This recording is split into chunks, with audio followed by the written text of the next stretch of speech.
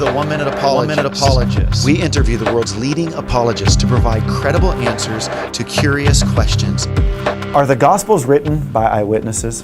Yeah, the first claim, in order to determine if that's true, is that the claim of the actual authors. I think if you look at the end of John's Gospel, you'll see that he clearly is calling himself out as an eyewitness. And in his letters, also in Peter's letters, you have them describing themselves as eyewitnesses. But my first skepticism would have been how early are these Gospels? Yeah. If they're not early in history, they can't have been written by eyewitnesses. If they emerge in history in the 3rd century, 2nd century, then they're not eyewitness accounts because they're too late in history. So I looked at the book of Acts, and I looked at this record of the life of the disciples after the ascension of Jesus, and I wanted to see, are there any good indicators, circumstantial, that would tell me about the dating of that account. And here's what I saw. I see that there's no mentioning at all of the destruction of the temple or the siege that took place prior to the destruction of the temple. This would have been something important, I think, for Christians to recognize, because Jesus predicts it in Matthew 23. Why not include something that Jesus is going to predict to show he's an accurate predictor?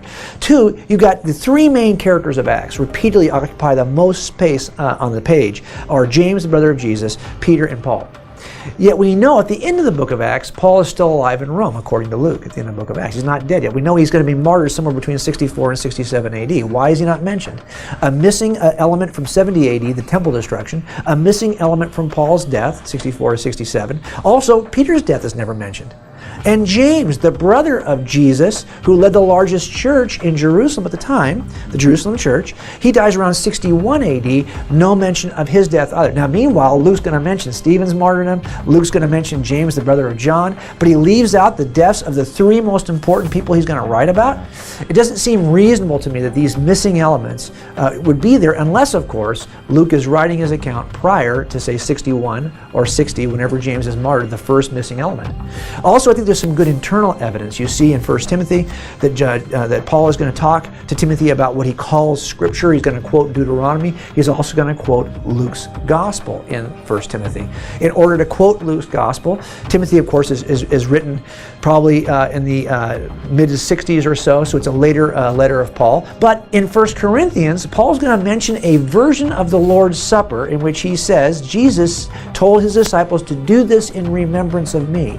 The only Lord's Supper description that is mentioned this way is in the Gospel of Luke. So it appears that even in 1 Corinthians, Paul is either referring to the text of Luke or to the tradition that preceded the text for both Luke and Paul. Either way, we have an eyewitness account that's being uttered early.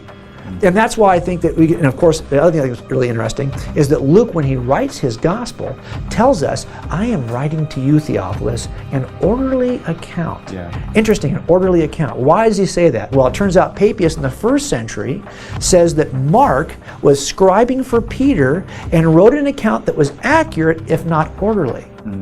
And who does Luke quote more than anyone else? Mark. It's almost as though Mark, he's saying, hey, I'm giving you the orderly version of events after I talked to all these people. That means you've got to predate Mark to Luke. I just think what happens is you get within about 15 years of the ascension, 15 years of the resurrection, when you see the first accounts appear based on just examining the circumstantial evidence. And for me, although it does not mean any of it's true, it does mean that these accounts arrived early enough to have been read by other eyewitnesses who would have been present at the time.